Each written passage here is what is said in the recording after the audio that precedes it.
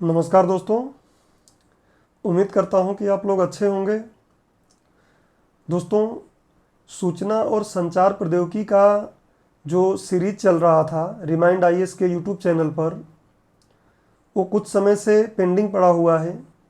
इसके लिए मैं माफ़ी चाहता हूं, क्योंकि कुछ स्वास्थ्य समस्याएं और कुछ अन्य व्यस्तताओं के कारण इस सीरीज का अगला लेक्चर अपलोड होने में काफ़ी समय लग गया। लेकिन जैसा कि मैंने यूपीएससी के सिविल सर्विसेज के लेक्चर, जो पिछला लेक्चर मेरा यूट्यूब के चैनल पर अपलोड हुआ है, उसमें सूचना के तौर पे पहले ही आप लोगों को अवगत कराया था कि मध्य प्रदेश पीएससी अगर प्री एग्ज़ाम अपने नियत समय पर भी करती है, जो समय उसने घोषित किया है, तो तब तक मैं आपको जो इकाई 9 यूट्यूब पर चला रहा हूँ सीरीज़ सूचना और संचार प्रौद्योगिकी, इसको पूरा कंप्लीट करा दूंगा। और आपको पता है कि इसको मैं प्रीलिम्स के व्यू से दृष्टिकोण से कंप्लीट नहीं करा रहा हूँ। जैसा कि प्रीलिम्स के दृष्टिकोण से या फैक्ट के तौर पे मुझे पढ़ाना होता तो मैं मैक्सिमम 5-10 लेक्चरों में इसको कंप्लीट कर दिया होता। लेकिन आप जाके देखेंगे तो इसमें काफ़ी लेक्चर्स हो गए हैं और बड़े बड़े लेक्चर हुए हैं। तो मेरा ध्येय ही यही है कि इसको एक बार अगर हम पढ़ें तो मेंस में इसकी जहां आवश्यकता हो वहां भी इसको आप प्रयोग कर सकें, प्री में तो इसका प्रयोग कर ही सकें आप, कुछ अन्य पेपरों में भी इसकी आवश्यकता है, वहां भी इसको आप आसानी से प्रयोग कर सकें। तो दोस्तों, इस सीरीज में जो पिछला लेक्चर था, उस लेक्चर में हमने इंटरनेट के बारे में पढ़ा था कि इंटरनेट क्या है। एक लेक्चर में मैंने आपको पूरा यही समझाया था कि इंटरनेट क्या है। उसके बाद मैंने आपको बताया था कि इंटरनेट का जो अभ्युदय है, इंटरनेट का अभ्युदय कैसे हुआ। उसके बाद मैंने आपको बताया था कि जो इंटरनेट का अभ्युदय के बाद धीरे धीरे अर्पानेट का, मैंने आपको याद करिए कि मैंने आपको अमेरिका की रक्षा एजेंसी में जो एक विभाग गठित किया गया था जिसका नाम था अर्पानेट, बाद में ये डरपानेट भी हुआ था। शीत युद्ध के दौर की बात किया था कि शीत युद्ध में ही ये सब कहानी शुरू हुई थी। अर्पानेट और डरपानेट से आगे बढ़ते हुए हमने देखा कि यही चीज़ 1990 के आसपास में क्या बन गई। 1990 के आसपास में इंटरनेट बन गई। वर्ल्ड वाइड वेब की मैंने बात किया था कि World Wide Web Tim Berners Lee ने ढूंढा, और उसके बाद 1990 के बाद से ये धीरे धीरे और तेज़ी से विकसित होना शुरू हुआ और आज ये हमारे जीवन का हिस्सा बन गया है। चाहे हम किसी एग्ज़ाम की तैयारी कर रहे हों या किसी एग्ज़ाम की तैयारी नहीं कर रहे हों, लेकिन इससे हमें रूबरू होना ही है, चाहे किसी न किसी रूप में होना हो, लेकिन होना ही है, चाहे हम पढ़े लिखे नहीं हैं तब भी। आप देखेंगे इसी सीरीज में हमको इसी इकाई में सूचना एवं संचार प्रौद्योगिकी में ही पढ़ना है किसके बारे में, ई गवर्नेंस के बारे में। तो आज देखिए, आज ही सरकार, कल आपने देखा कि सुप्रीम कोर्ट ने बोला है कि जो कोरोना से जिनकी मृत्यु हुई है उनको क्या मिलना चाहिए, उनको मुआवजा मिलना चाहिए 4 लाख का। तो वो भी मुआवजा कैसे मिलेगा, हितग्राहियों के खाते में आएगा। तो एक तरीके से ई गवर्नेंस ही तो है। तो ई गवर्नेंस है, ई कॉमर्स है। आप आए दिन कुछ ना कुछ मंगा रहे होंगे, कभी खाने का मंगा रहे होंगे, कभी कोई कपड़ा मंगा रहे होंगे, ये सब क्या है, ई कॉमर्स है।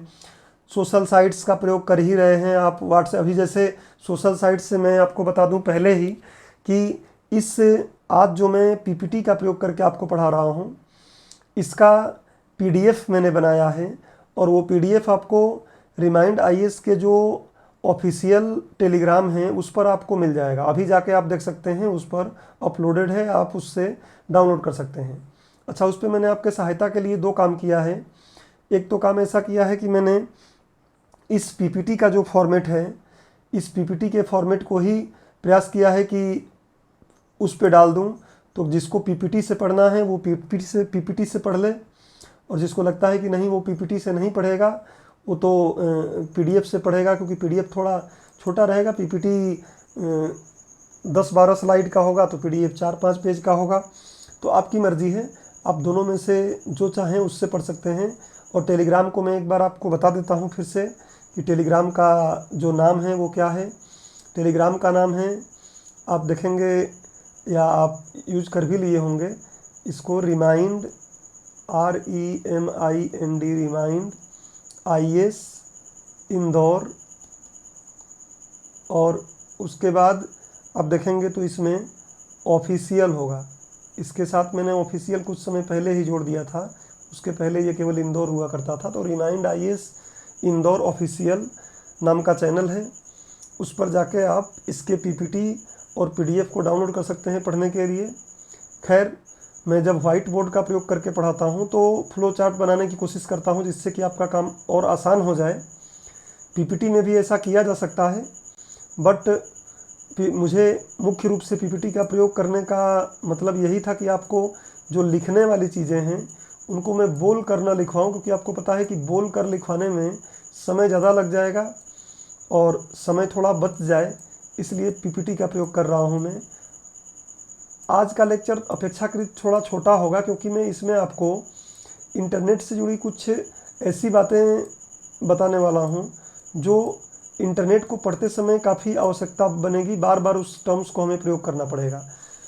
तो इसलिए इस लेक्चर का मैंने नाम ही रखा है कंप्यूटर नेटवर्किंग एवं इंटरनेट।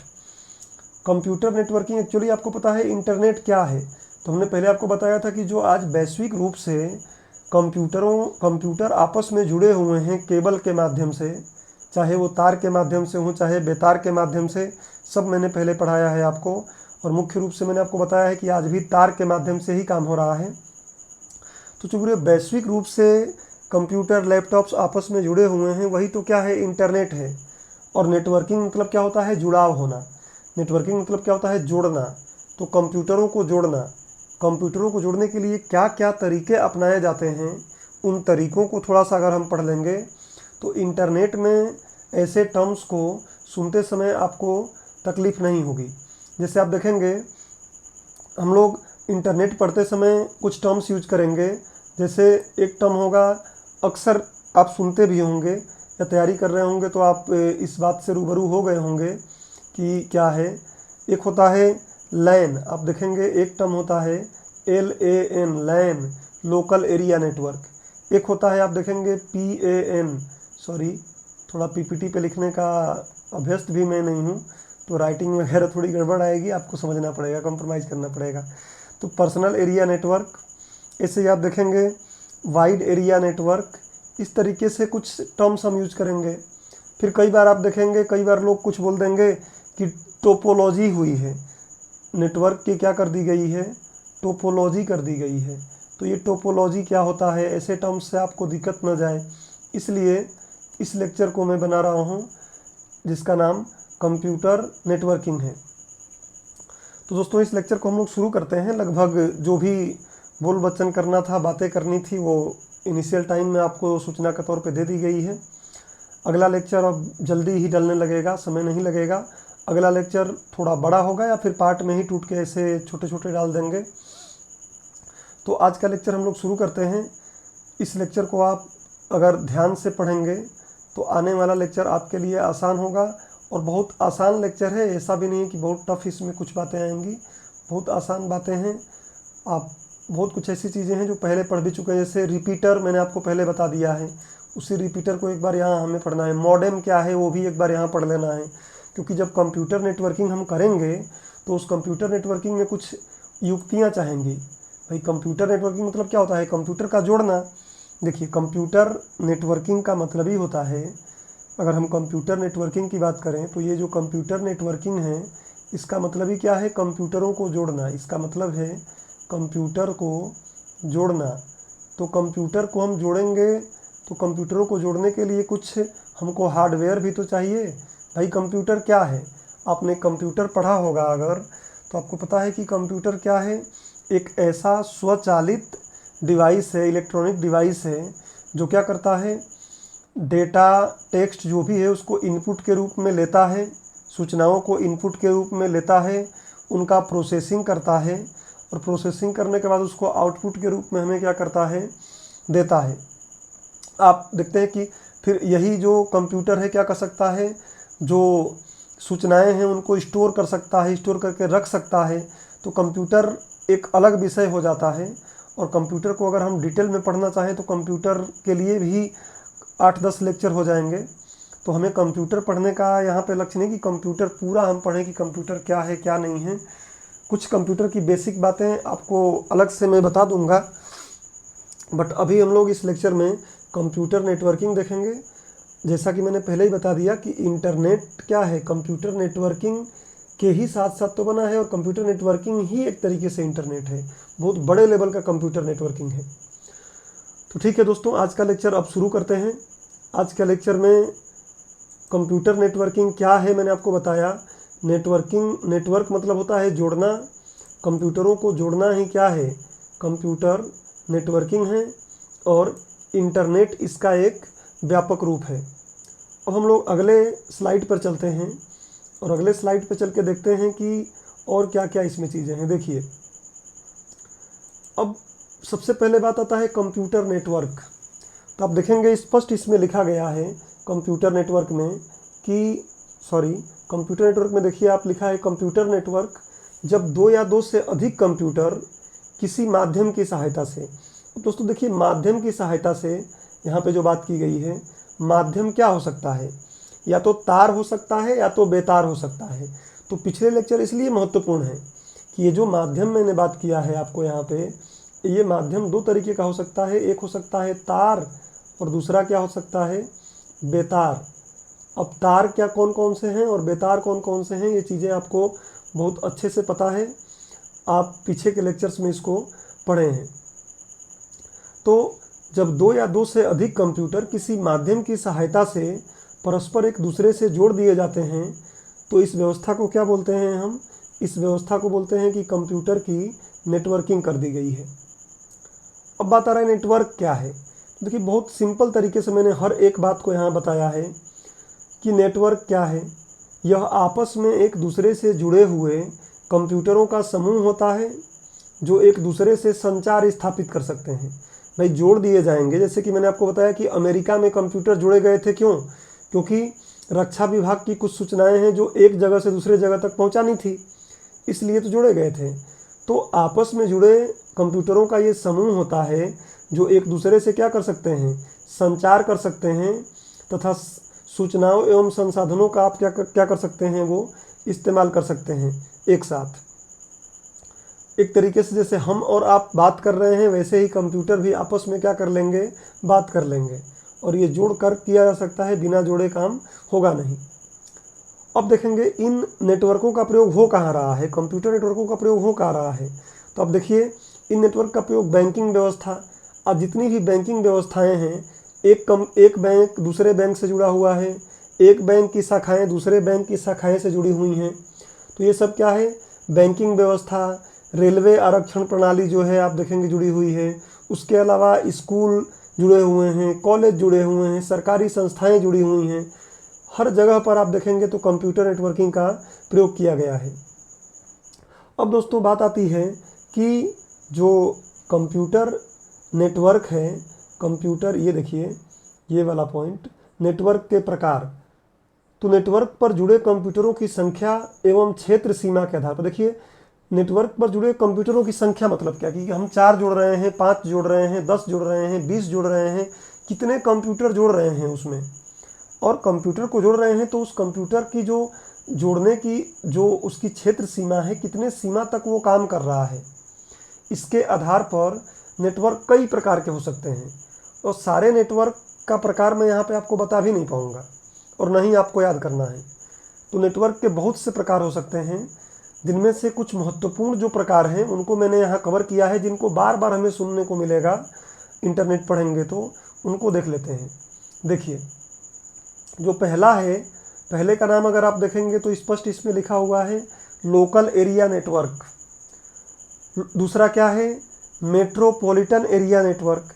दोस्तों ओवीएस पर जैसा कि मैं पहले आपको बताया कि बहुत ज़्यादा अभ्यस्त नहीं हूँ मैं लिखने का, तो आप स्पष्ट देख सकते हैं पढ़ के उस पर, लोकल एरिया नेटवर्क। दूसरा आप देखेंगे तो उस पर क्या है, मेट्रोपॉलिटन एरिया नेटवर्क। देखिए मेट्रोपॉलिटन क्या है, भूगोल में अगर आप पढ़ेंगे तो सिटी पढ़ते हैं, शहर पढ़ते हैं, तो उन शहर में आप मेट्रो सिटी पढ़ते हैं, मेट्रोपॉलिटन सिटी पढ़ते हैं। जैसे दिल्ली मेट्रोपॉलिटन सिटी है, बहुत बड़ी, मतलब 10 लाख से ज़्यादा अगर जनसंख्या है तो मेट्रो सिटी लगभग कहा जाता है। वैसे ही वाइड एरिया नेटवर्क है। तो ये क्षेत्र सीमा के आधार पर लिया गया है, कितने कंप्यूटर जुड़े हैं और इनकी क्षेत्र सीमा क्या है। तो बड़ा आसान है याद करना इसको। देखिए, इसको बस मेरा इस लेक्चर को लेने का बस मतलब ये था कि आपको ये शब्द समझ में आ जाए कि ये शब्द हैं क्या। देखिए, मैं लैन कहीं बात करूँगा तो लोकल एरिया नेटवर्क क्या है, यह नेटवर्किंग का एक सीमित क्षेत्र के अंतर्गत, यह मतलब नेटवर्किंग जो होती है एक सीमित क्षेत्र में किया जाता है। जैसे मान लीजिए कि एक स्कूल है, मान लीजिए कि एक स्कूल है, आप किसी स्कूल में पहले पढ़े होंगे, उस स्कूल का कैंपस है, उस स्कूल के कैंपस में कई कंप्यूटर जुड़े हुए हैं, कई कंप्यूटर हैं। वो सारे कंप्यूटर आप देखेंगे कि उसमें कई कंप्यूटर हैं, कंप्यूटर, एक कंप्यूटर, दो कंप्यूटर, यहाँ 3 कंप्यूटर, यहाँ 4 कंप्यूटर। ये सारे कंप्यूटर आपस में क्या कर दिए गए हैं, ये सारे कंप्यूटर आपस में ऐसे जोड़ दिए गए हैं। और जोड़ने के बाद आप देखेंगे तो अब क्या करेंगे वो, ये कंप्यूटर केबल से आपस में जोड़ दिए गए हैं। अब क्या होगा कि इनके साथ एक ही प्रिंटर जोड़ दिया जाएगा। आप देखेंगे केवल एक ही प्रिंटर यहाँ रहेगा, या हो सकता है कि स्कैनर अगर रखना है, कैफ़े में भी आप जाकर देखेंगे तो ऐसा होता है, एक ही स्कैनर है। कैफ़े में आप जाकर देखिएगा, कैफ़े में ऐसा होता है कि आप अपने किसी कंप्यूटर पे जाके अपना कुछ फॉर्म वॉर्म या भर रहे हैं या कुछ काम कर रहे हैं, आपने बोला भैया मैं यहाँ से प्रिंट दे रहा हूँ, मेरा प्रिंट निकाल के दे देना। तो क्या करता है वो, अलग से हर एक कंप्यूटर के लिए अलग से प्रिंट थोड़ी नहीं रखा रहता है।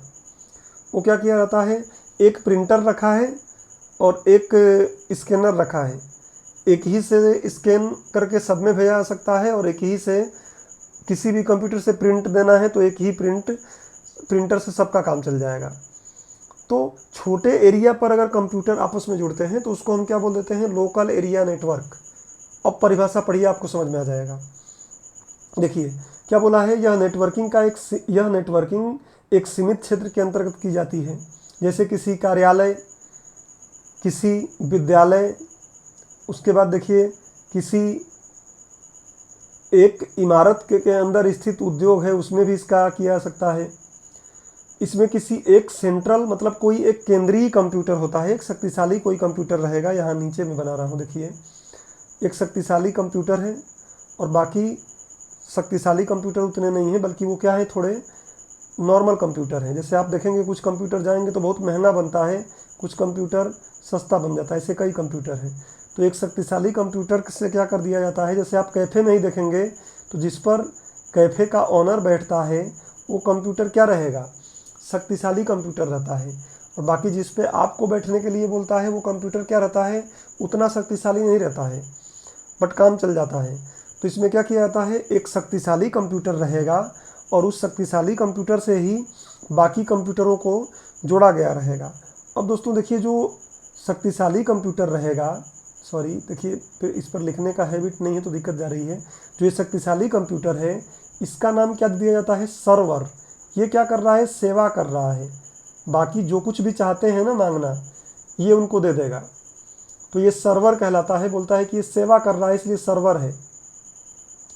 दूसरा अब देखेंगे तो बाकी जो हैं उनको हम बोलते हैं कि नोड है। बाकी जितने ये कंप्यूटर जो दिख रहे हैं, बाकी जो कंप्यूटर आप देख रहे हैं यहाँ पे, ये है, दूसरा ये है, ये है, ऐसे और जो कंप्यूटर हैं इनको हम बोलते हैं कि नोड्स हैं। अब देखिए स्पष्ट इसमें लिखा हुआ है, आप पीपीटी पे जाके देखिए कि ये बताया हुआ है कि यहाँ नोड्स, इनको हम बोलते हैं नोड्स कहलाते हैं। और कुछ नोड्स ऐसे होते हैं जो शक्तिशाली होते हैं, और जो नोड्स शक्तिशाली रहते हैं उनको वर्क स्टेशन भी हम बोलते हैं। कुछ नोड्स उसमें शक्तिशाली रहेंगे और उनको हम क्या बोल देते हैं कि वो वर्क स्टेशन है। तो इस तरीके से आपने समझ लिया कि इसमें एक सेंट्रल कंप्यूटर रहेगा, केंद्रीय कंप्यूटर रहेगा, और उस केंद्रीय कंप्यूटर से ही बाकी कंप्यूटरों को जोड़ा जाएगा। केंद्रीय कंप्यूटर को सर्वर कहा जाएगा और बाकी इनमें से किसी एक से क्या कर दिया जाएगा, प्रिंटर या अन्य मशीन जो भी जोड़ना है वो जोड़ देंगे। जो सेंट्रल कंप्यूटर है उसको सर्वर कहा जाएगा क्योंकि वो सेवा करेगा, जो भी सूचनाएं मांगी जाएंगी वो देगा बाकियों को। और बाकी जो अन्य रहेंगे उनको हम नोड्स बोलेंगे। और वो नोड्स में भी कुछ नोड्स काफ़ी शक्तिशाली, थोड़े पावरफुल रहेंगे, तो उन नोट्स को हम बोल देते हैं कि वो वर्क स्टेशन है। तो आपसे प्रीलिम्स में क्वेश्चन कैसे पूछेगा, मान लीजिए कभी पूछ लेगा कि वर्क स्टेशन हो सकते हैं, आपको बोल देगा लैन, मैन, वैन। तो आप देखेंगे वैन में भी हो जाएगा, मैन में भी होगा, नीचे भी हो जाएगा ये। या ऐसा बोल सकता है क्वेश्चन कि वर्क स्टेशन होते हैं, और ऑप्शन में बोल देगा सर्वर, बी में बोल देगा नोड्स, और सी में बोल देगा सर्वर ए और बी दोनों, और डी में बोल देगा इनमें से कोई नहीं। तो उस समय क्या हो जाएगा, आप बोलेंगे कि ये नोड्स होता है। तो इस टाइप से क्वेश्चन बनाना होगा तो बना लेगा। बाकी क्वेश्चन के दृष्टिकोण से बहुत ज़्यादा इम्पोर्टेंट नहीं है, मैं इंटरनेट को समझने के दृष्टिकोण से इसको बता रहा हूँ कि आपको कहीं दिक्कत न जाए। अब मैं इसको मिटा देता हूँ क्योंकि काफ़ी कंजस्टेड हो गया है, और पीपीटी पर लिखने के अभ्यस्त न होने के कारण बार बार मैं बोल रहा हूँ कि उतना बेहतर राइटिंग नहीं आ रही है। समय के साथ साथ इसमें भी सुधार होगा डेफिनेटली, बट आपको बात समझ में आ जानी चाहिए, इसलिए बोल के लिखवाने से बेहतर मुझे पीपीटी का प्रयोग आज लगा पढ़ाने के लिए। चलिए, तो मैं उम्मीद करता हूँ कि लोकल एरिया नेटवर्क आपको समझ में आ गया होगा। नहीं आया हो अगर आप कमेंट करिए, पूछिए, बताया जाएगा। आज का लेक्चर हम अब मैन पर आगे बढ़ाते हैं। मैन मतलब आदमी की बात कर नहीं रहा हूँ मैं, metropolitan area network full form ऊपर है, नीचे मैंने फुल फॉर्म इसलिए नहीं लिखा है। तो मेट्रोपॉलिटन एरिया नेटवर्क में हम क्या देख रहे हैं, देखिए बोल रहा है कि इस नेटवर्क का आकार कंप्यूटरों की संख्या लैन से अधिक होती है। एक बात तो ये हो गई कि इसमें क्या होगा, कंप्यूटर भी ज़्यादा रहेंगे, जुड़ेंगे इसमें, और इसकी जो क्षेत्र सीमा रहेगी वो बड़ा रहेगा। जैसे पहला वाला क्या था, एक विद्यालय था, एक बैंक था, एक इमारत में कोई उद्योग चल रहा है वो था। लेकिन इसमें क्या होगा, एक पूरे महानगर के ही कंप्यूटर आपस में जुड़ सकते हैं। मान लीजिए एक महानगर में जितने भी बैंकिंग सेवाएं हैं, जितने भी बैंक हैं, सब आपस में जोड़ दिए गए हैं। जितने भी शिक्षा क्षेत्र की इमारतें हैं वो सब आपस में जोड़ दी गई हैं। तो इस तरीके से ये इसका क्षेत्र बड़ा होता है। आप बस दिमाग में इतना भी रख लें अगर कि लोकल एरिया नेटवर्क से काफ़ी बड़ा होता है मेट्रोपॉलिटन एरिया नेटवर्क। आप प्रीलिम्स के क्वेश्चन आराम से कर लेंगे, इससे ज़्यादा इसमें दिमाग में कुछ रखना ही नहीं है। इसमें कंप्यूटरों की संख्या ज़्यादा रहेगी, और उसके साथ साथ इसमें जो क्षेत्र सीमा भी रहेगी वो ज़्यादा रहेगी। इससे ज़्यादा आपने को कुछ करना नहीं है। जोड़ने के लिए क्या करना है, तो आपको पता है कि चाहे तार जोड़ लो चाहे बेतार। हमने पढ़ा है कि भाई तार का जो रूप है या तार को मात कभी बेतार दे ही नहीं सकता है, इसलिए हमेशा कोशिश की जाती है कि तार का ही प्रयोग किया जाए। तो मेन में इतना ही आपको याद रखना है, इससे ज़्यादा आपने को इसमें तैयार करने की किसी भी क्षेत्र में, मेंस के लिए पढ़ना है तो इतना ही, प्रीलिम्स के लिए पढ़ना है तो इतना ही, इससे ज़्यादा इसकी ज़रूरत ही नहीं है। अब जैसा कि बोर्ड पे मैं करता हूँ, जितना पढ़ाता हूँ उतना ही लिखता हूँ, वैसे ही पीपीटी पर भी कर रहा हूँ कि मैन को समझा दिया तो मैन को हटा दिया। अब आ जाता हूँ मैं वैन पर, वाइड एरिया नेटवर्क पर मैं आ जाता हूँ। देखिए ये है wide area network. Wide area network में दोस्तों क्या है, तो आप खुद ही अब समझ गए होंगे कि जब लैन छोटा था, मैन उससे बड़ा था, तो वैन क्या रहेगा, इससे भी बड़ा रहेगा। अब इसमें क्या रहेगा, हम ऐसा भी बोल सकते थे, जैसे मैन में आप ऐसा भी बोल सकते थे कि जो ये मैन है ना, इसमें आप ये बोल सकते थे कि कई लैन आपस में जुड़ जाते हैं। जब कई लैन आपस में जुड़ जाते हैं तो वो मैन बन जाता है। वैसे ही अब क्या हो जाएगा वैन में कि जब कई लैन या कई मैन, अब मैन ही बोले हम क्योंकि मैन में कई लोकल एरिया नेटवर्क आ गया, तो कई मेट्रोपॉलिटन एरिया नेटवर्क जब आपस में जुड़ जाते हैं, चाहे वो केबल से जुड़े जो मैंने यहाँ पे लिखा हुआ है, चाहे सैटेलाइट से, तो उसको हम बोलते हैं क्या, वाइड एरिया नेटवर्क। अब देखिए इसको वाइड एरिया नेटवर्क, और एक तरीके से कहा जाए तो इंटरनेट भी आज क्या है, वाइड एरिया नेटवर्क ही है। तो परिभाषा बड़ा आसान है, आप देख लीजिए यहाँ पे, इसमें दो या दो से अधिक मैन को आपस में जोड़ा जाता है। फिर यदि दूरी कम है तो हम टेलीफोन से जोड़ देते हैं, और दूरी अगर ज़्यादा है तो केबल का प्रयोग कर लिया जाता है, अन्यथा सैटेलाइट का प्रयोग किया जाता है। और आपको पता है कि केबल का ही प्रयोग करते हैं हम। आज के समय में टेलीफोन तार का प्रयोग बहुत कम होता है, केबल का प्रयोग होता है, जो कि मैंने पहले लेक्चरों में आपको समझा चुका हूं मैं कि आप ऑप्टिकल फाइबर का मैंने तरीका बताया था। और बात रहा सैटेलाइट का, तो आपको पता है कि सैटेलाइट जो है इसका प्रयोग कहाँ किया, बहुत इंटरनेट के लिए किया नहीं जा रहा है, और हालांकि मोबाइल वगैरह के लिए यूज करते हैं हम, तो उसमें भी टावर के थ्रू ही आता है। मैंने आपको समझा दिया है पिछले लेक्चरों में कि टावर से आपके मोबाइल तक वायरलेस हो रहा है, बाकी तो वायर ही है। नीचे आप देखिए इसमें साफ साफ लिखा गया है कि आज इस अवधारणा हेतु क्या किया जा रहा है। आज इस अवधारणा हेतु नीचे इंटरनेट अंतर्जाल का प्रयोग किया जा रहा है। और इंटरनेट का आप हिंदी शब्द ही देखेंगे तो क्या नाम है, अंतर्जाल या संजाल। इंटरनेट को अगर आप हिंदी में लिखना चाहते हैं तो इंटरनेट को हिंदी में हम लिखते हैं क्या, संजाल या अंतर्जाल। अब नोट जैसा कि इसमें कुछ बताया गया है, आप नोट भी एक बार देख लें। अब पीपीटी पे दोस्तों समस्या यही होती है कि जो लिखा रहता है उसके हिसाब से पढ़ के बताना पड़ता है, लेकिन लिखवाने से बेहतर मुझे पीपीटी लगा है, इसलिए बार बार मैं बोल रहा हूँ कि पीपीटी मैंने लिया है। अदरवाइज़ बोर्ड का प्रयोग करना ही ज़्यादा बेहतर मुझे लगता है, ज़्यादा इंटरेक्टिव भी लगता है। चलिए तो आगे आप देखिए, इसमें वाइड एरिया नेटवर्क में नोट जो दिया है कि नेटवर्क के कुछ और भी प्रकार हो सकते हैं। यदि आप कुछ अन्य अध्ययन स्रोत मतलब पढ़ेंगे, अगर कुछ और किताब पढ़ेंगे तो आप कल के दिन मुझसे बोलेंगे सर आपने ये नहीं पढ़ाया। इसलिए मैंने उस कमी को भी दूर कर दिया कि local area network, metropolitan area network और वाइड एरिया नेटवर्क, ये तीन चीज़ें तो आप बार बार सुनेंगे, लेकिन इसके अलावा भी एक दो चीज़ें सुनते हैं तो फिर हम उसको भी प्रयोग कर ही लें, उसको भी पढ़ ही लें, क्यों उसको यहाँ पे छोड़ दिया जाए। तो इसलिए मैं उसको भी आपको यहाँ पीपीटी में भी शामिल कर लिया हूँ, समझा भी दे रहा हूँ। एक होता है क्या, पर्सनल एरिया नेटवर्क। एक देखिए क्या है, पर्सनल एरिया नेटवर्क। और दोस्तों पर्सनल एरिया नेटवर्क जो है ये है ज़्यादा कुछ नहीं, एक तरीके से लोकल एरिया नेटवर्क ही है। बट होता क्या है कि ये किसी व्यक्ति या एक संस्था के अधिकार क्षेत्र में होता है, और वो अपने कंप्यूटरों को इस तरीके से फिर उसमें जोड़ता है, चीज़ें करता है कि अपने हिसाब से उस चीज़ को रख रखाव करता है, चलाता है, इसलिए उसको पर्सनल एरिया नेटवर्क बोल दिया गया है लोकल एरिया नेटवर्क ही। इसलिए इसमें ज़्यादा आपको नहीं सोचना है, बस समझ लीजिए कि पर्सनल एरिया नेटवर्क है जो किसी एक संस्था या किसी एक व्यक्ति के स्वामित्व में होता है, और वो अपने हिसाब से इसका क्या करता है, संचालन करता है। तो एक बार परिभाषा इसका पढ़ ही लीजिए, एक बार परिभाषा पढ़ लीजिए, जिससे कि कहीं आपको दिक्कत रहे तो यहाँ मैं आपको समझा सकूँ। देखिए क्या बोल रहा है कि यहाँ पे स्पष्ट ये बोल रहा है कि यह किसी व्यक्ति या संस्था के अधिकार क्षेत्र के भीतर सीमित क्षेत्र में, अब डेफिनेटली लोकल एरिया नेटवर्क है तो सीमित क्षेत्र ही रहेगा, व्यापक क्षेत्र तो यहाँ पे हो ही नहीं पाना है। तो ये देखिए कर्सर मेरा थोड़ा इधर उधर भाग रहा है, तो आप समझ लीजिएगा।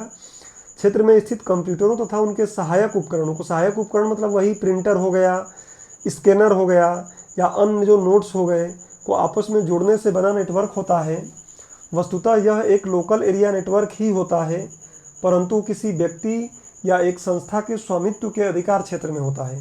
बस मतलब उस पर वर्चस्व उस संस्था या उस क्षेत्र का है, और इसलिए इसको हम पर्सनल एरिया नेटवर्क बोल रहे हैं।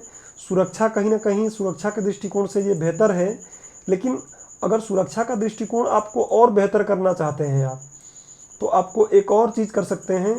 आप मोबाइल सेटिंग में अपने जाएंगे तो आप देखेंगे ये चीज़ आपको मिल जाएगी। अगर आप अपने मोबाइल सेटिंग में जाएंगे तो आप देखेंगे ये चीज़ मिल जाएगी, VPN, वर्चुअल प्राइवेट नेटवर्क। पहला वाला तो पर्सनल एरिया नेटवर्क था, दूसरा वाला क्या है, वर्चुअल प्राइवेट एरिया नेटवर्क।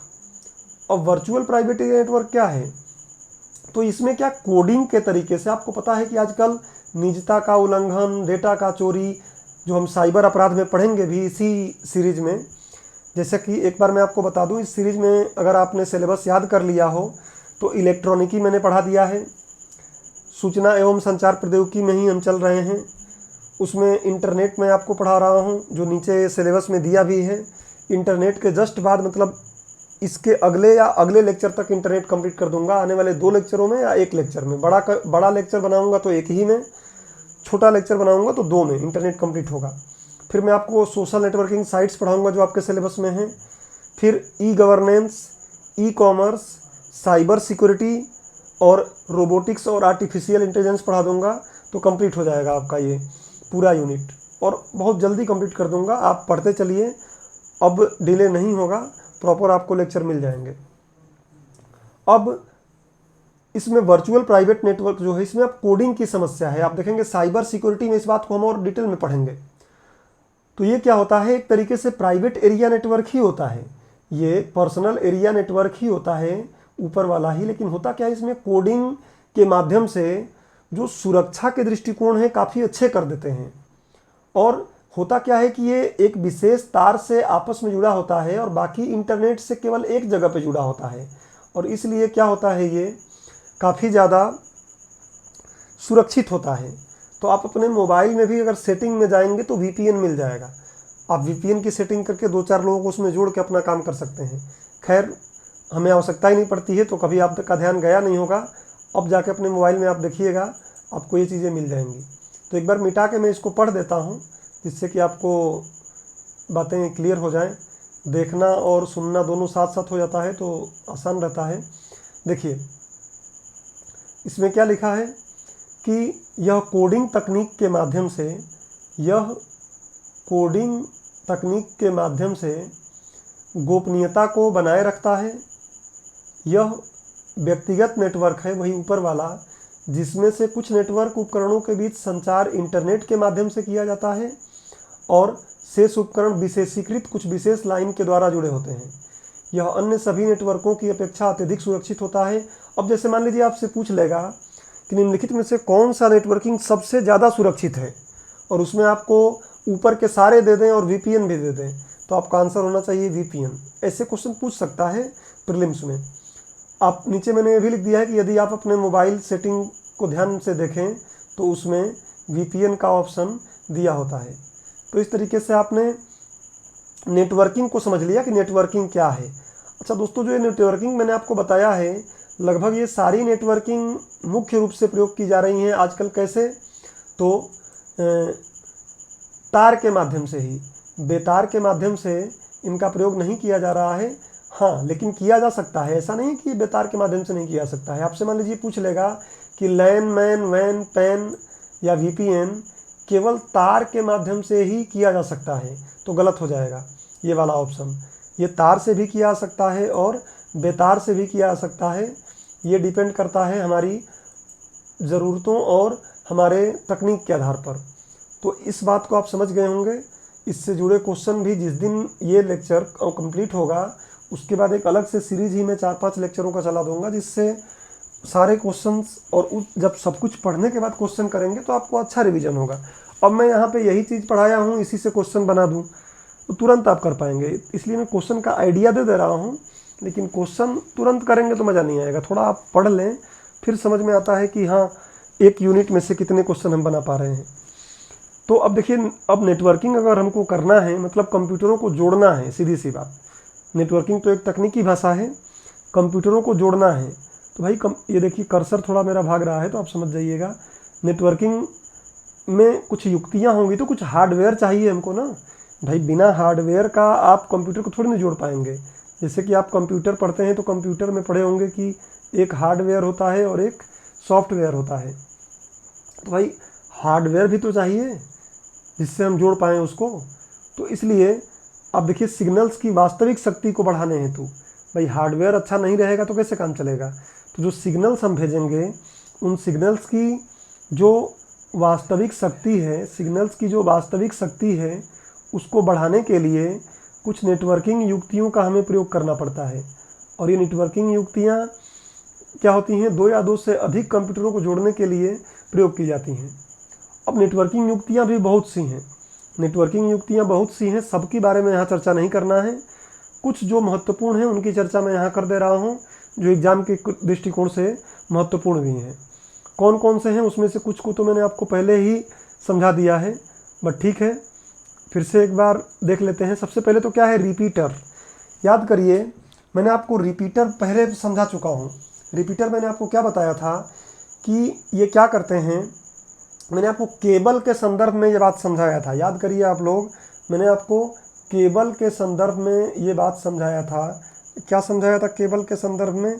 कि केबल से अगर हम कोई सूचना भेजते हैं तो धीरे धीरे क्या होगा, वो क्षीण होगा, कमज़ोर होगा, और जब कमज़ोर होगा तो फिर से उसको क्या करना पड़ेगा, हमको प्रवर्धित करना पड़ेगा, उसको बढ़ाना पड़ेगा।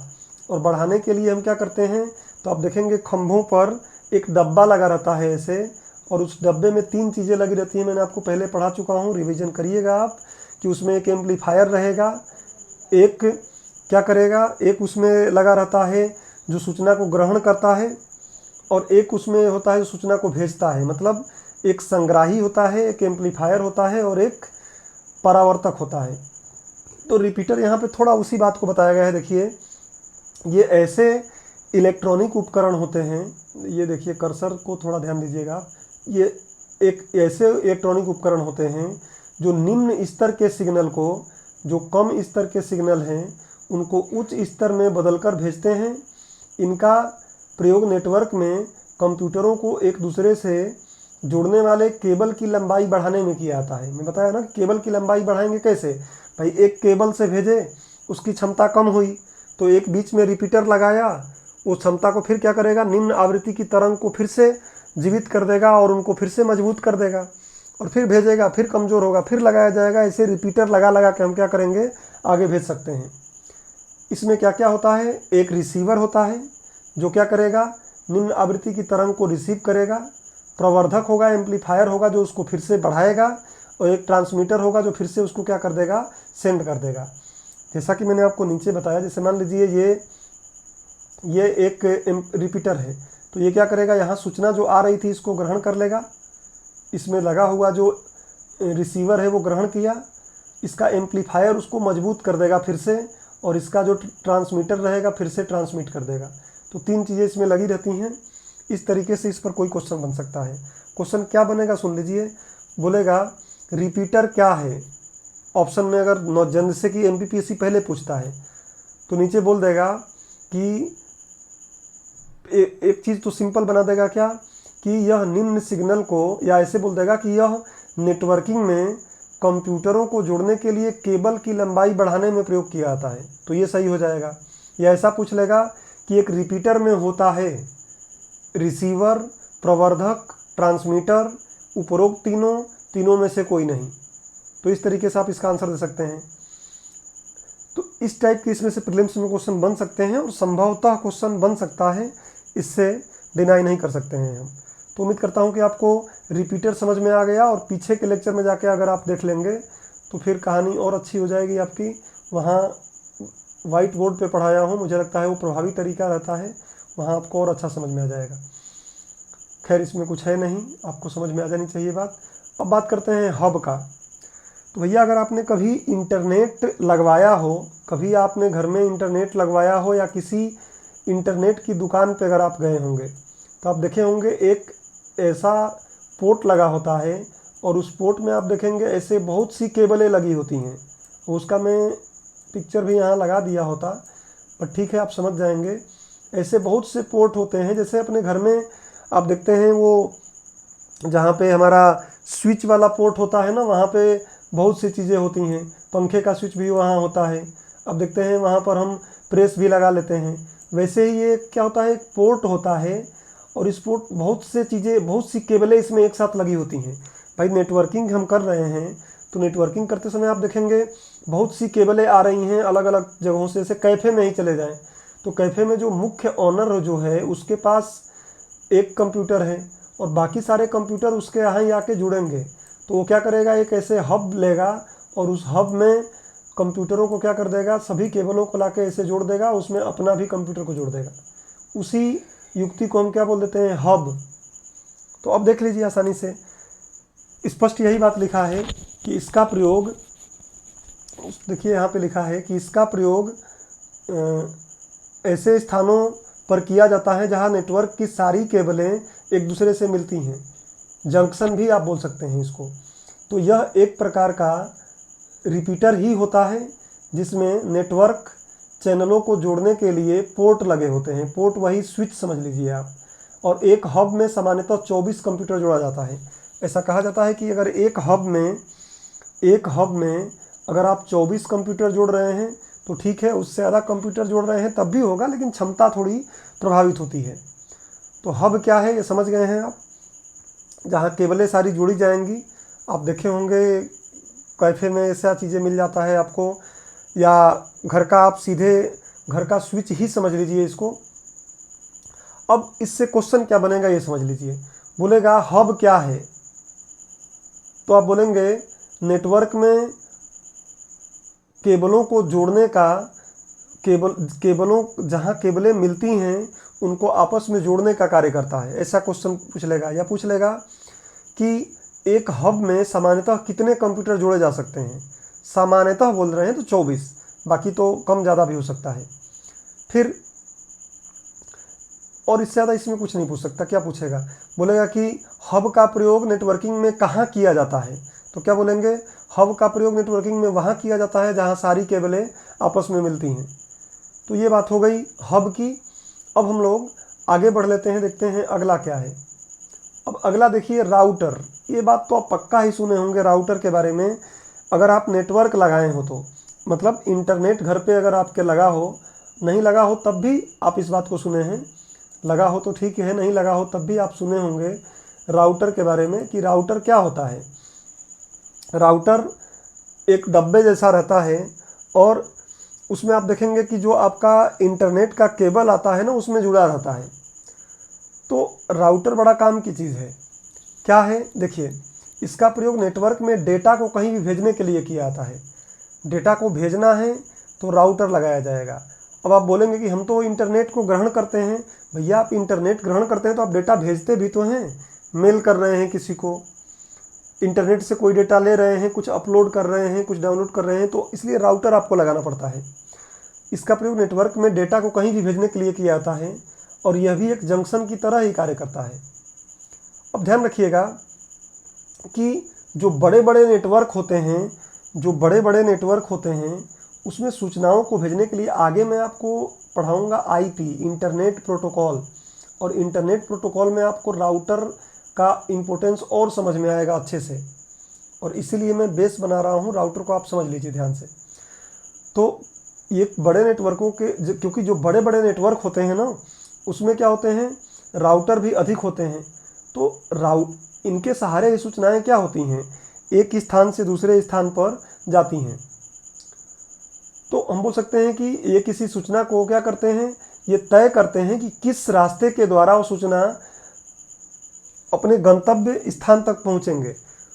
या ऐसा बोल सकते हैं कि राउटर भी ऐसे कंप्यूटर होते हैं जो दो या दो से अधिक इलेक्ट्रॉनिक नेटवर्कों को विभिन्न संचार माध्यमों द्वारा आपस में जोड़ते हैं और उनके बीच पैकेट्स का आदान प्रदान संभव करते हैं। पैकेट्स मतलब क्या, वही सूचनाएं। देखिए सूचनाएं जो होती हैं ना, आप सूचना ईमेल अगर किसी को भेजते हैं तो ईमेल पूरा एक साथ नहीं जाता है, उसको पैकेट में छोटे छोटे टुकड़ों में बांट दिया जाता है और उसे हर टुकड़े का एक एड्रेस दिया जाता है, जो आगे हम पढ़ेंगे अगले लेक्चर में।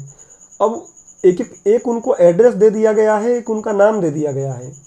अब ये आवश्यक नहीं है कि सारे एक ही माध्यम से जाएंगे, एक ही रूट से जाएंगे, ये अलग अलग रूट से जा सकते हैं, लेकिन इनका एड्रेस सेम है तो ये एक ही जगह पे जाएंगे और एक ही जगह पे जाके ये क्या होंगे, आपस में फिर से जुड़ जाएंगे और जुड़ने के बाद फिर एक सूचना बन जाएंगे ये। तो राउटर इसी भूमिका को निभाता है, वो तय करता है कि कौन सा पैकेट किस रास्ते से जाएगा और रास्ते पर पहुंचने के बाद वो कैसे मर्ज होगा।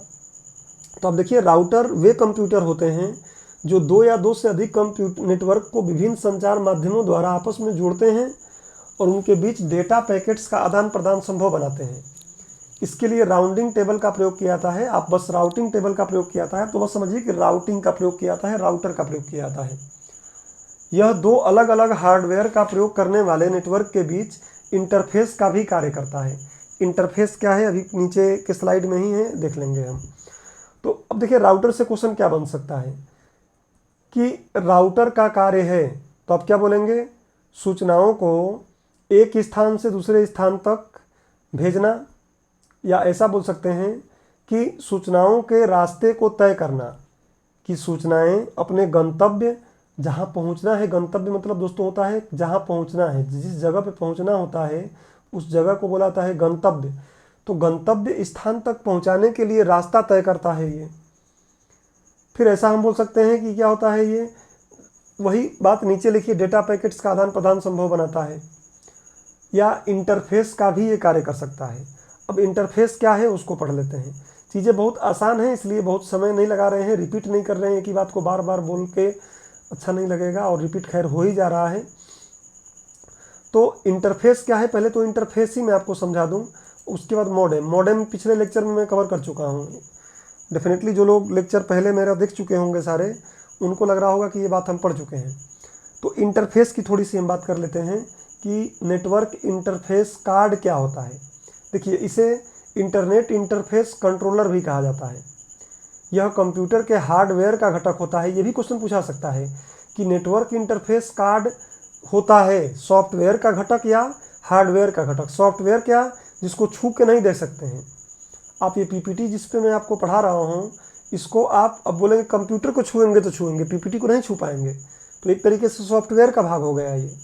लेकिन जो आपका कंप्यूटर है, लैपटॉप है, माउस है, सब क्या है, हार्डवेयर है। तो ऐसे भी क्वेश्चन पूछे जा सकते हैं कि ये हार्डवेयर है या सॉफ्टवेयर है, ध्यान रखिएगा। तो इसे इंटरनेट नेटवर्क ये कंट्रोलर भी कहा जाता है, और ये हार्डवेयर का घटक होता है जो कंप्यूटर को नेटवर्क से जोड़ता है।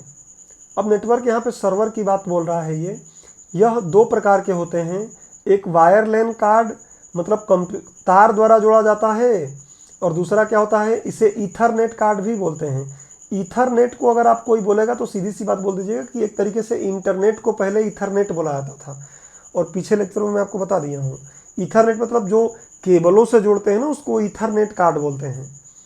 और दूसरा क्या हो सकता है, ये वायरलेस लैन हो सकता है, वायरलेस लैन हो सकता है ये, और जो बिना तार के जोड़ा जाता है। तो कुल मिला के इंटरफेस कार्ड क्या है, जोड़ता है कंप्यूटर को, और राउटर भी जोड़ने का कार्य कर देता है, बताता है कि किस रास्ते से जाना है। तो इंटरफेस कार्ड एक हार्डवेयर का घटक है, और ये क्या करता है, तो या तो वायर लैन होगा तो वायरस मतलब वायर से जुड़ जाएगा। जैसे मेरा माउस और मेरा जो पीसी है वो किससे जुड़ा है, तार से जुड़ा है, तो ये क्या हो गया है, वायर लैन हो गया है। और अगर यही माउस में ले लूँगा बिना वायर वाला, तो उस समय क्या हो जाएगा, ये वायरलेस लैन कार्ड बन जाएगा। तो इस तरीके से आप इंटरफेस कार्ड समझ गए होंगे। अब मैं इसको मिटा के आपको मॉडेम समझाता हूँ। और मॉडेम समझाना क्या है, मेरा लेक्चर पहले जो लोग देख लिए होंगे, नहीं देखे हों तो आप जाके पीछे देखिए। मॉडेम को बहुत डिटेल में मैंने आपको बताया है। क्या बताया था याद करिए एक बार। पहले थोड़ा सा बेसिक मैं आपको समझा देता हूँ। देखिए, मैंने आपको बताया था कि एक्चुअली जो मैं ये बोल रहा हूँ अभी, जैसे मैं ये बोल रहा हूँ, तो मेरे बोलने का जो आवृत्ति है, जो मैं सूचना आपको यहाँ दे रहा हूँ, इस सूचना की आवृत्ति बहुत क्या है, कम है। इस आवृत्ति को मैं चाहूँ कि बहुत दूर तक भेज दूँ तो संभव ही नहीं है। इसको अगर मुझे दूर तक भेजना है तो मुझे क्या करना पड़ेगा, इस आवृत्ति को बढ़ाना पड़ेगा। और इस आवृत्ति को बढ़ाने के लिए हमें क्या करना पड़ेगा, कुछ ऊंची आवृत्ति, जो बड़ी बड़ी आवृत्ति हैं, सब मैं पहले पढ़ा चुका हूँ। बड़ी आवृत्ति की तरंगों में क्या कर देंगे, इसको मिला देंगे। और जो बड़ी आवृत्ति की तरंगों को मिलाएंगे तो उसको हम बोलेंगे कि हमने मॉड्यूलेशन कर दिया है। और अब इन आवृत्ति की तरंगों को मिला के जब हम भेजेंगे तो जहाँ पे ये ग्रहण किया जाएगा वहाँ पे भाई ऊंची आवृत्ति की तरंग का तो हमें ज़रूरत है ही नहीं। तो वो क्या कर देगा, उस ऊंची आवृत्ति की तरंगों को छन्नी जैसा छान के हटा देगा, और केवल निम्न आवृत्ति की, या जो हमारा सूचना वाली आवृत्ति है, उस सूचना वाली आवृत्ति को क्या करेगा, फिर से निकाल के सुनाएगा। तो उस प्रक्रिया को हम बोलेंगे वो क्या कर दिया है, डीमॉड्यूलेशन कर दिया है। और इसको मैं पहले डिटेल में समझा चुका हूँ, इसलिए यहाँ इतनी बात बता दिया मैं आपको। और जब ये दोनों काम को मिला के एक साथ कहीं जोड़ दिया जाता है तो उसको हम बोलते हैं मॉडेम। देखिए, मैंने स्पष्ट यहाँ लिखा है कि जो मॉडेम है, ये देखिए क्या है, यह मॉड्यूलेटर कर्सर जहाँ मेरा जा रहा है देखिए, यह मॉड्यूलेटर तथा डी मॉड्यूलेटर का क्या है, संक्षिप्त रूप है। और ये सब मैं पहले बता चुका हूँ आपको। मॉड्यूलेशन मतलब क्या होता है, देखिए मॉड्यूलेटर उस यंत्र का नाम हो गया और मॉड्यूलेशन क्या है, प्रक्रिया है। तो मॉड्यूलेटर मतलब क्या करेगा, निम्न आवृत्ति की तरंग को उच्च आवृत्ति की तरंग में मिलाएगा। डी मॉड्यूलेटर क्या होगा, उच्च आवृत्ति की तरंग से छांट कर निम्न आवृत्ति की तरंग को निकाल देगा। और एक ऐसा उपकरण हम बना दें जो दोनों काम करे, ज़रूरत पड़े तो वो क्या करे, मॉड्यूलेटर का काम कर दे, और ज़रूरत पड़े तो डी मॉड्यूलेटर का काम कर दे। तो उस उपकरण को हम क्या बोल देते हैं, मॉडेम। जैसे आप मोबाइल में देखिए, मोबाइल में जब हम बोलते हैं ना, तो उस समय क्या करता है, हमारे आवाज़ को उच्च आवृत्ति की तरंग में मिलाकर वो भेजता है, तो मॉड्यूलेशन का काम कर देता है। और जब वहाँ से सूचना कोई बोलता है तो उसको हम सुनते हैं ना, तो वो क्या करता है, डी मॉड्यूलेटर की तरह केवल सूचना निम्न आवृत्ति की तरंग को निकालता है, बाकी को हटा देता है। तो हमारे मोबाइल में क्या लगा हुआ है, मॉडेम लगा हुआ है जो दोनों काम कर रहा है। तो मॉडेम एक हार्डवेयर का उपकरण है जो मॉड्यूलेशन और डी मॉड्यूलेशन का काम करता है। अब इसको मैं पढ़ देता हूँ, आराम से आप समझ जाएंगे, और पीछे डिटेलिंग में मैं इसको समझा चुका हूँ। यह मॉड्यूलेटर तथा डी मॉड्यूलेटर का संक्षिप्त रूप है। प्रीलिम्स में पूछ सकता है, ये ध्यान रखिएगा। पहले एग्जामों में पूछा भी है, कुछ अलग राज्य की पीएससी में और कई एग्जामों में इसको पूछा है, तो इसलिए इसको आप दिमाग में रखिएगा। यह एनालॉग सिग्नल को डिजिटल सिग्नल में या डिजिटल सिग्नल को एनालॉग सिग्नल में भी परिवर्तित कर देता है। जैसा कि मैंने आपको पीछे लेक्चरों में बताया है, याद करिए। एक बताया था ए टू डी, याद करिए, एक मैंने बताया था ए टू डी कन्वर्टर भी इसको हम बोलते हैं, ए टू डी मॉडेम, और एक होता है D to A modem. Analogue से डिजिटल में कन्वर्ट करेगा ए टू डी वाला, और डिजिटल से एनालॉग में कन्वर्ट करेगा डी टू ए वाला। बाकी आप देख लीजिए क्या है, निम्न आवृत्ति वाली तरंगों को उच्च आवृत्ति वाली तरंगों की आवृत्ति के साथ मिलाकर उसकी शक्ति को बढ़ाना क्या है, मॉड्यूलेशन, अभी समझाया। और जो मॉड्यूलेटेड तरंग हो गई हैं उनमें से फिर निम्न आवृत्ति की तरंग को छांट लेना क्या है, डी मॉड्यूलेशन है। तो उम्मीद करता हूँ कि मॉडेम आपको समझ में आ गया होगा। मॉडेम एक हार्डवेयर है और इसका बहुत ज़्यादा यूज है हमारे नेटवर्किंग सिस्टम में। तो मॉडेम हमें समझ में आ गया। अब आगे बढ़ते हैं। अब थोड़ा नेटवर्क टोपोलॉजी देख लेते हैं। देखिए नेटवर्क टोपोलॉजी क्या है। तो टोपोलॉजी मतलब होता है क्या, कंप्यूटरों को जोड़ने की व्यवस्था। टोपोलॉजी का मतलब होता है कंप्यूटरों को जोड़ने की व्यवस्था। अब देखिए जोड़ने की व्यवस्था दो तरीके से हो सकती है। एक तो भौगोलिक हो सकती है, एक तो, अब थोड़ा लिखने में समस्या जा रही है मुझे, देखिए, या तो भौगोलिक हो सकता है, भौगोलिक हो सकता है, या फिर क्या हो सकता है, तो इसको हम चाहें तो लॉजिकल भी बोल सकते हैं, तार्किक भी हो सकता है। ये तार्किक भी हो सकता है, एक तर्क के आधार पर कि जोड़ेंगे तो कितना फ़ायदा होगा, कितना नुकसान होगा। और भौगोलिक मतलब देखने से लगेगा कि कैसा जुड़ा हुआ है। जैसे अभी देखिए बोर्ड पे जो दिख रहा है रिंग टोपोलॉजी, एक रिंग जैसा लग रहा है, एक रिंग के आकार का दिख रहा है, तो भौगोलिक रिंग हो गया। और तर्क भी इसमें कुछ होगा कि भाई ऐसा जोड़ने से क्या फ़ायदा होगा, क्या नुकसान होगा, तो इसको हम बोलते हैं टोपोलॉजी। बाकी भूगोल में आप देखेंगे टोपोलॉजी हम शब्द यूज कर सकते हैं, टोपोग्राफी यूज करते हैं, तो वैसे ही शब्द यहाँ निकाल दिया गया है। नेटवर्क टोपोलॉजी क्या है, यह नेटवर्क में कंप्यूटरों को जोड़ने की भौगोलिक व्यवस्था है। डेफिनेटली मैं आपको बोल रहा हूँ कि भौगोलिक के साथ साथ क्या होगा, ये तार्किक भी हो सकता है। हर एक चीज़ भौगोल बनाएंगे जब उसको हम, तो तार्किक भी तो करेंगे, क्यों फालतू का आकार देंगे उसको हम। एरोप्लेन का एक विशेष आकार दिया गया है, तो भौगोलिक व्यवस्था तो है लेकिन तर्क भी तो है उसमें। आप जो मिसाइल है उसका एक आकार दिया जाता है, तो भाई मिसाइल का आकार कुछ तर्क के कारण दिया जाता है ना, क्या कारण है कि मिसाइल का आकार वैसा दिया जाता है। तो इसलिए नेटवर्क टोपोलॉजी भौगोलिक भी हो सकती है, तार्किक भी हो सकती है। और मेरा मानना है कि हर एक टोपोलॉजी तार्किक भी होगी और भौगोलिक भी होगी। देखने से जो दिखेगा वो भौगोलिक है, उसके अंदर उसका हानि लाभ जो है वो क्या है, तार्किक है। तो जोड़ने की बस आकार और प्रक्रिया है और कुछ नहीं है टोपोलॉजी। तो नेटवर्क टोपोलॉजी क्या है, नेटवर्क में कंप्यूटरों को जोड़ने की भौगोलिक व्यवस्था है। ये कई प्रकार के होते हैं। अब आकार है तो आप कितने आकार बना सकते हैं, समोसे के आकार का बना सकते हैं, मजाक कर रहा हूँ मैं, खैर समोसे का भी तो एक आकार है ही ना, त्रिभुज आकार बना लो, चतुर्भुज आकार बना लो, आयताकार बना लो, बहुत से आकार दे सकते हो आप। तो कई प्रकार हो सकते हैं। कुछ जो प्रचलित हैं उनका नाम मैंने यहाँ लिख दिया है, एक बार मिटा के आपको दिखा देता हूँ। देखिए, बस टोपोलॉजी। अब बस मतलब जो आप बस में बैठते हैं ना, उसी बस की मैं बात कर रहा हूँ। बस टोपोलॉजी। स्टार मतलब तारा की बात कर रहा हूँ मैं। स्टार मतलब यहाँ क्या, तारा की बात कर रहा हूँ। बस टोपोलॉजी, बस के आकार की। स्टार टोपोलॉजी, तारा के आकार की। रिंग टोपोलॉजी, अंगूठी के आकार की। और मैश टोपोलॉजी, एक मेश बना दिया जाए। फिजिक्स जो लोग पढ़े होंगे उनको पता होगा, मेश मतलब जाल होता है, एक जाल बना दिया जाए। तो स्पेलिंग थोड़ा इसका गलत है दोस्तों, इसका स्पेलिंग सही कर लीजिएगा। पीपीटी में इस स्पेलिंग को व्यवहार्यता सही नहीं कहा जा सकता है, तो इसका ये मेश होना चाहिए। ये मैं इंग्लिश लिख देता हूँ आपको, MESH होता है, ये होता है मेश। तो पीपीटी में कहीं स्पेलिंग इसकी मिस्टेक है, इसके लिए माफ़ी चाहता हूँ, समझिएगा आप। मेश टोपोलॉजी, मेश मतलब जाल एक तरीके से। ट्री टोपोलॉजी मतलब क्या, पेड़ के आकार का बना दो। और हाइब्रिड मतलब क्या है कि भैया आवश्यकता अनुसार थोड़ा सा उसमें बस बना दो, थोड़ा सा स्टार बना दो, थोड़ा रिंग बना दो, थोड़ा मेश बना दो, या कोई दो बना दो, अपने मन से हाइब्रिड कर दो, दो या दो को आपस में मिला दो, तो वो क्या हो जाएगा, हाइब्रिड टोपोलॉजी हो जाएगा। तो आप समझ गए होंगे नेटवर्क टोपोलॉजी क्या है, कि जब नेटवर्किंग कंप्यूटरों को हम जोड़ते हैं तो जोड़ते समय कुछ विशेष प्रकार का आकार बनाते हैं, और उन आकार को बनाने का कोई तर्क भी होता है। इसी व्यवस्था को हम नेटवर्क टोपोलॉजी बोलते हैं। भौगोलिक आकार पर ये कई प्रकार का हो जाता है। बस topology, star topology, ring topology, mesh topology, tree topology, hybrid topology इत्यादि। थोड़ा थोड़ा इनको हम पढ़ लेते हैं। इनके बारे में बहुत ज़्यादा चीज़ें आपसे नहीं पूछी जाएंगी।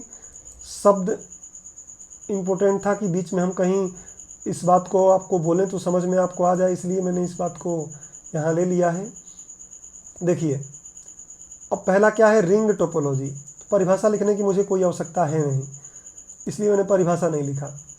रिंग टोपोलॉजी क्या है, तो बोलेंगे नेटवर्क में कंप्यूटरों को जोड़ने की ऐसी भौगोलिक व्यवस्था जो रिंग के आकार की होती है, उसको हम क्या बोलते हैं, रिंग नेटवर्क टोपोलॉजी। देखिए, रिंग जैसा दिख रहा है। इसमें क्या होता है, तो एक कंप्यूटर, सारे कंप्यूटर, देखिए एक कंप्यूटर लिया गया है, ये इसको तार से इससे जोड़ दिया गया, इससे जोड़ दिया गया, फिर इससे जोड़ दिया गया, इससे जोड़ दिया गया, इससे जोड़ दिया गया, सारे जुड़ गए आपस में। अब इससे फ़ायदा क्या है कि केबल कम लगेगा। देखिए, इसमें केबल छोटे छोटे लगेंगे, कम लगेंगे, और सारे जुड़ जाएंगे आपस में। ये एक फ़ायदा हो गया। और क्या है, सरल है। सबसे बड़ी बात है कि इसको कोई बना लेगा। आपको भी मैं बोलूँ कि कंप्यूटर जोड़ दो, तो केबल आपको मिल जाए तो आप जोड़ दोगे। तो फ़ायदा तो दो हमको सिंपल फ़ायदा, एक आसान है, एक तो ये सरल है, और केबल कम लग रहा है। दूसरा इसका नुकसान देखिए थोड़ा क्या है। नुकसान ये है कि अगर एक केबल कहीं से कट जाए, देखिए एक केबल यहाँ से, ये केबल ख़राब हो गई, कट गई, तो फिर क्या होगा, इन दोनों का संचार नहीं हो पाएगा। और इन दोनों का संचार नहीं हो पाएगा तो हो सकता है कि कुछ संचार ऐसे हो रहे हों जो केवल इनके बीच में हो रहा हो, यहाँ पहुँचना है तो वो संचार के इस डायरेक्शन में हो रहा हो, एक दिशा में हो रहा हो, ऐसे इधर से इधर नहीं हो रहा हो, तो हो सकता है कि ये सूचना इसके पास नहीं पहुँचेगी। कुल मिला के इतना जटिल आपको करना नहीं है। इसमें प्रीलिम सामने खड़ा है, आपको इतना परेशान करने की आवश्यकता है नहीं इसमें आपको दिमाग लगाना है। बस समझ लीजिए कि इसमें अगर एक जगह कहीं कनेक्शन कटता है तो संभवतः सूचना का आदान प्रदान थोड़ा क्या हो जाएगा, हमारा मुश्किल हो जाएगा। ये इसकी हानि है, इससे ज़्यादा नहीं जानना है। अगले टॉपिक पे बढ़ते हैं, स्टार टोपोलॉजी। देखिए, नाम ही स्टार है, मतलब तारा। अब तारा का आकार तो भैया आप लोग बनाएंगे तो बहुत अच्छा अच्छा आकार बना लेंगे, बट ये भी तारा का ही आकार है। आप देखेंगे स्टार के आकार का ही है। ये क्या किया गया, स्टार के आकार में जोड़ दिया गया है। एक हब ले लिया गया। हब अभी मैं आपको पहले इसीलिए पढ़ा दी। देखिए, सारे एक हब लिया, पिछले वाले में हब नहीं था, इसका इस हब में इसको जोड़ दिया गया। इसका तार, सबके तार ला के यहीं जोड़ दिया गया। मतलब ये कंप्यूटर आपस में तार द्वारा देखिए नहीं जुड़े हैं, ये आपस में तार द्वारा ऐसे नहीं जुड़े हैं जैसे पहले जुड़े थे। अब ये क्या है, इन सबके जो केबल है उसको हब में ला के जोड़ दिया गया, और हब में ला के जोड़ दिया गया, उसके बाद ये सारे आपस में जुड़ गए। तो ये भी सरल है, केवल बहुत ज़्यादा इसमें नहीं लगेगा, लेकिन थोड़ा सा ये अब हब तक केबल ले जाएंगे तो केबल ज़्यादा लग सकता है, थोड़ा एक्सपेंसिव हो सकता है, क्योंकि इसमें उसमें हब की आवश्यकता नहीं थी, इसमें हब एक अलग से खरीदो। अब नुकसान इसमें क्या है, देखिए नुकसान ये है कि अगर ये हब ही खराब हो गया किसी कारणवश, वहाँ तो ये था कि अगर एक केबल खराब हुआ तो कोई दिक्कत नहीं है, एक कंप्यूटर खराब हुआ तो कोई मतलब बहुत ज़्यादा नुकसान नहीं था, फिर भी चल रहा था काम। इसमें अगर ये हब ही खराब हो गया तो बात बिगड़ जाएगी, फिर एकदम संचार बैठ जाएगा, या कोई एक केबल अगर ख़राब होगा ये, तब तो पहले जैसा नुकसान होगा ही होगा। तो ये इसके कुछ नुकसान फ़ायदे हैं, बहुत ज़्यादा अपने दिमाग में नहीं लेना है इसको, इनसे क्वेश्चन बनने का चांसेस भी बहुत कम है। कंप्यूटर जब एकदम विशेष रूप से पढ़ते हैं ना, वहाँ पे इसकी ज़रूरत पड़ती है। अब देखिए आ जाता है मेश टोपोलॉजी। ये बड़ा फ़ायदे वाला होता है, लेकिन थोड़ा कॉस्टली होता है, महंगा होता है, जटिल होता है, इसलिए इसका प्रयोग कम किया जाता है। तो मेश टोपोलॉजी का प्रयोग कम किया जाता है, ये आप ध्यान रखिएगा। देखिए जाल बना दिया गया है। अब इसी में आप देखिए कि एक कंप्यूटर लिया गया है, ये इस कंप्यूटर को इससे भी जोड़ा गया है, इससे भी जोड़ा गया है, इससे भी जोड़ा गया है। देखिए एक कंप्यूटर को जितने भी कंप्यूटर है सबसे जोड़ दो। एक कंप्यूटर, अब ऊपर अगर आप ध्यान से देखें तो आपको समझ में आ रहा होगा, नहीं तो नीचे मैं यहाँ एक बना के दिखाता हूँ। देखिए एक कंप्यूटर है, एक कंप्यूटर ये है, एक कंप्यूटर ये है, एक कंप्यूटर ये है, एक कंप्यूटर ये है। मैंने एक पहला कंप्यूटर लिया, ये कंप्यूटर 1 है, इसको मैंने क्या किया, तार द्वारा इससे भी जोड़ा, इससे भी जोड़ा, इससे भी जोड़ा, इससे भी जोड़ा।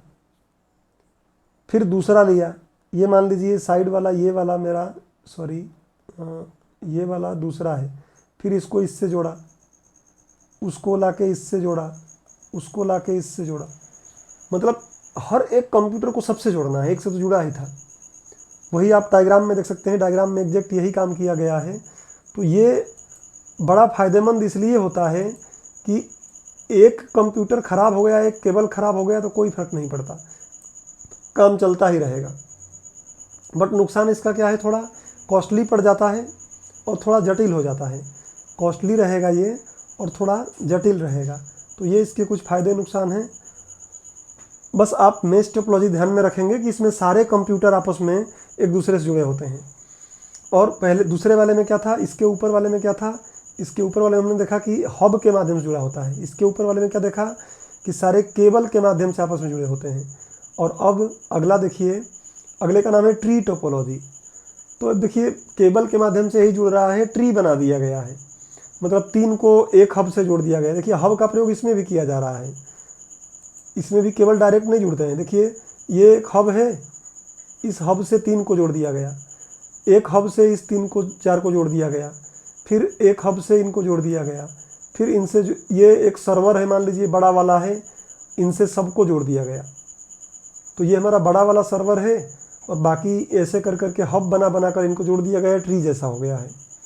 ये आप सोच रहे होंगे ये क्या है, तो ये प्रिंटर हो सकता है, स्कैनर हो सकता है, इनको जोड़ दिया गया है। तो इस तरीके से हम ट्री टोपोलॉजी कर लेते हैं। आपके दिमाग में आ रहा होगा कि बस टोपोलॉजी क्या था, तो उसमें आपको इतना दिमाग उस पर भी नहीं लगाना है, मैं एक बार यहाँ बता देता हूँ। देखिए ये एक लाइन ले लीजिए, ये आप ये एक लाइन बना दीजिए रोड जैसा, और इसके ऊपर नीचे करके जोड़ दीजिए। देखिए एक यहाँ पे कंप्यूटर जुड़ गया, फिर यहाँ लाके एक कंप्यूटर यहाँ जोड़ दीजिए, ये जुड़ गया कंप्यूटर, फिर ऐसे ही एक कंप्यूटर यहाँ जोड़ दीजिए। तो इस तरीके से क्या हो जाएगा, ये बस टोपोलॉजी बस जैसा बन जाता है। बड़ा सरल होता है। सब में सबसे आसान अगर कोई होता है तो कौन सा होता है, सब में अगर सब किसी से आसान है अगर कोई है, मतलब हम बोले कि सबसे आसान इसमें कौन सा है, तो हम बोलेंगे बस टोपोलॉजी है, बस के आकार का। लेकिन जाहिर सी बात है कि जितना सरल आसान है ये प्रयोग में भी ज़्यादा लाया जाता है, लेकिन उतना ही ये थोड़ा नुकसानदेह है। अगर मेन केबल ही गड़बड़ हो गई तो काम ख़त्म, एक ख़त्म ये हो गया तो फिर इससे सूचना बाकियों में नहीं जाएगा। तो नुकसान भी है, आसान है, नुकसान है।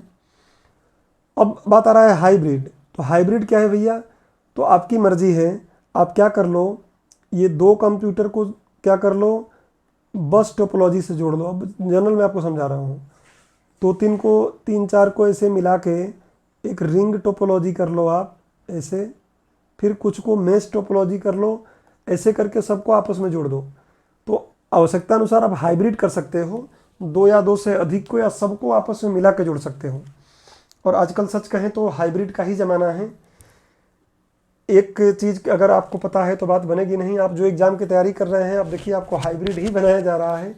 हाइब्रिड आपको नॉलेज को बनाया जा रहा है। आपको कंप्यूटर पढ़ना है, इंटरनेट पढ़ना है, इतिहास पढ़ना है, भूगोल पढ़ना है, तो इस तरीके से हाइब्रिड का ही ज़माना है। तो आज हाइब्रिड जो टोपोलॉजी है यही ज़्यादा की जाती है।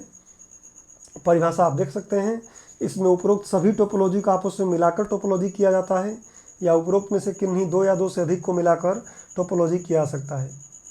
तो ये तो टोपोलॉजी के प्रकार हो गए। अब दोस्तों लेक्चर के लगभग हम लोग अंत में आ गए हैं। बेसिक बातें हमें जाननी थी, अब कुछ छोटी मोटी बातें जाननी थी, उसको देख लीजिए। अब आता है वायरलेस नेटवर्किंग। वायरलेस नेटवर्किंग क्या है, आपको बड़ा सिंपली पता होना चाहिए कि भाई वायर का प्रयोग ना करो। तो देखिए वर्तमान समय में लैपटॉप का चलन लगातार बढ़ता जा रहा है, और इसकी गतिशीलता को ध्यान में रखते हुए भाई हमको चलना पड़ता है। लैपटॉप भाई डेस्कटॉप तो मैं क्या बंध गया हूँ, जैसे अभी मैं डेस्कटॉप पे काम कर रहा हूँ, तो डेस्कटॉप में बंध गया हूँ, यहीं बैठ के काम करना है, नहीं तो जहाँ जाऊँगा वहाँ ले जाऊँगा। लैपटॉप में तो फिर ये है कि आराम से ले जाओ, कोई समस्या नहीं है, उतना पोर्टेबिलिटी इसकी आसान होती है। तो गतिशीलता को ध्यान में रखते हुए क्या किया गया है, नई नई तकनीकों का प्रयोग होता रहा है। इसी का एक रूप क्या है, वायरलेस नेटवर्किंग। इसमें बिना तार के ही विद्युत चुंबकीय तरंगों को कृत्रिम उपग्रहों के माध्यम से नेटवर्क किया जाता है। वाईफाई देखिए आप, वाईफाई अगले लेक्चर में पढ़ाने वाला हूँ मैं। देखिए इस लेक्चर में मैंने एक बेस बनाया थोड़ा नेटवर्किंग का। अगला लेक्चर पूर्ण रूप से जो मैं आपको पीछे अगर जाके पिछले लेक्चर में आपको मेरा जो चार्ट देखे होंगे वो पूरा चार्ट यहाँ पे कवर होगा अगले लेक्चर में, और डिटेल से कवर होगा समझ के। उसके लिए इसकी आवश्यकता थी, इसलिए मैंने इसको एक बार आपको समझाया है लिख के। तो वायरलेस नेटवर्किंग आप समझ ही गए हैं। भाई वाईफाई आप कंप्यूटर में हॉट स्पॉट ऑन कर लो, लैपटॉप को जोड़ लो, मोबाइल में हॉट स्पॉट को जो ऑन कर लो, 2-3 मोबाइल जोड़ लो, तो ये सब क्या है, वायरलेस नेटवर्किंग है। तो इस तरीके से आज वायरलेस नेटवर्किंग का चलन ज़्यादा है। बाकी उनके बैक में कहीं ना कहीं वायर ही रहता है। अब एक इंटरव्यू का बड़ा अच्छा क्वेश्चन हो सकता है, जैसा कि मैंने पहले ही आपको बताया कि मैं आपको अभी भी ऐसा नहीं है कि जल्दबाजी करके सिर्फ प्री जैसा फैक्ट दे दूं। मैं पढ़ाऊंगा ऐसा कि आपको सारी बातें ही समझ में आए। तो एक आपसे इंटरव्यू का क्वेश्चन पहले पूछा जा चुका है यूपीएससी के एग्ज़ाम में, अभी आपसे ही पूछा जा सकता है कभी कि ये बताइए कि कंप्यूटर और कैलकुलेटर भी कंप्यूटर है क्या? क्या आप मानते हैं कि जो आपका कैलकुलेटर आप प्रयोग करते हैं वो कंप्यूटर है? तो उस समय आपका क्वेश्चन थोड़ा सा उस समय हो सकता है आप बोल दें कि कंप्यूटर ही है। जैसे आप मोबाइल फ़ोन क्या है, मोबाइल फ़ोन एक कंप्यूटर ही तो है। स्मार्टफोन जब बना, मैं आपको बताया है कि स्मार्टफोन एक कंप्यूटर ही है, छोटा कंप्यूटर। तो क्या कैलकुलेटर भी कंप्यूटर है? तो आपका आंसर स्पष्ट होना चाहिए कि नहीं। क्या, देखिए मैं इस पे लिख दिया हूँ, पढ़ लेते हैं एक बार। कि कुछ लोगों का मानना है कि कंप्यूटर एक, सॉरी गलत हो गया, ये कंप्यूटर यहाँ लिखा हूँ दोस्तों, पीपीटी में इसको सही करेंगे आप, ये कैलकुलेटर है। यहाँ जो कंप्यूटर लिखा गया है, माफ़ी चाहता हूँ, मैं इसको अभी सही कर लूँ इस पे पीपीटी पे, लेकिन ठीक है आप खुद ही कर लीजिएगा, इतना तो मेहनत आप कर ही लेंगे। तो ये देखिए, ये जो यहाँ कंप्यूटर लिख दिया गया है, सॉरी, इसको आप कैलकुलेटर कर लीजिएगा, इसको आप करिएगा कैलकुलेटर। ये तो कुछ लोगों का मानना है कि कैलकुलेटर एक क्वालिटी का सॉरी उल्टा हो गया है कुल मिला के, यहाँ पे कंप्यूटर एक क्वालिटी का कैलकुलेटर है।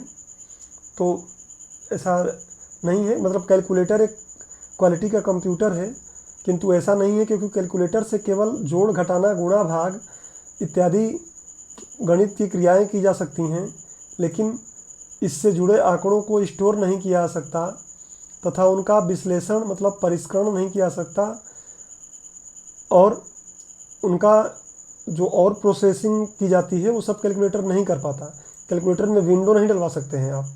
सिंपल सी बात आपको समझने के लिए मैं बताऊं कि क्या आप कैलकुलेटर में विंडो डलवा लेंगे? क्या कैलकुलेटर में एंड्रॉइड डलवा लेंगे? नहीं डलवाएंगे।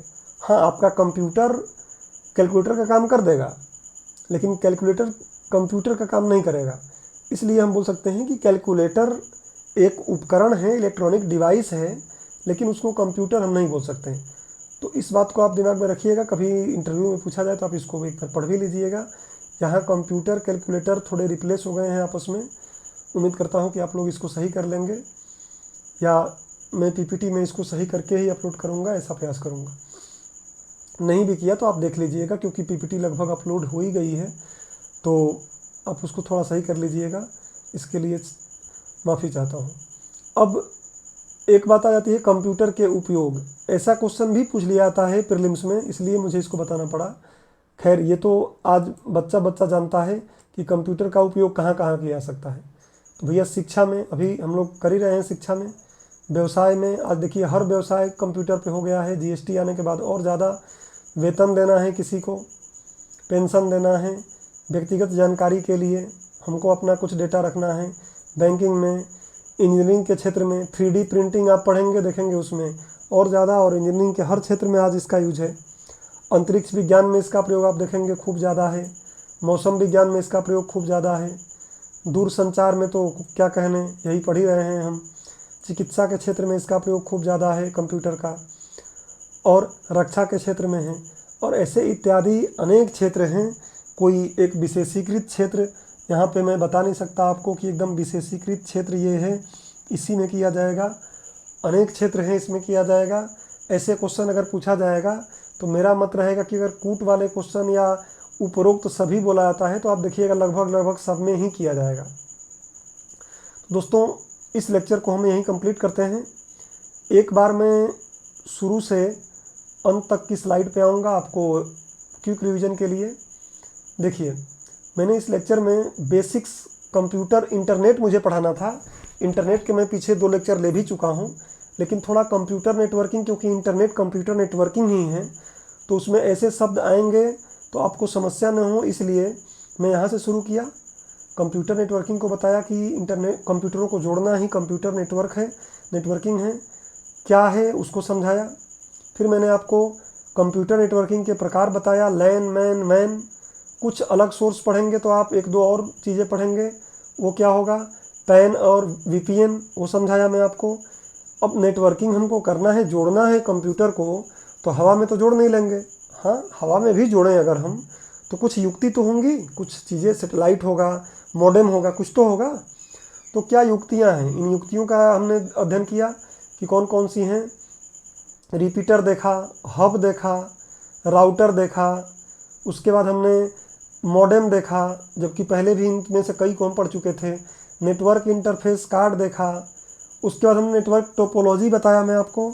टोपोलॉजी कई प्रकार के हो सकते हैं, उसमें से भौगोलिक कुछ रहेगा, देख के हम एक भौगोलिक उसको देखेंगे सामने, वो भौगोलिक है, और उसको जोड़ने का कुछ लॉजिक रहेगा, तार्किक भी रहेगा वो।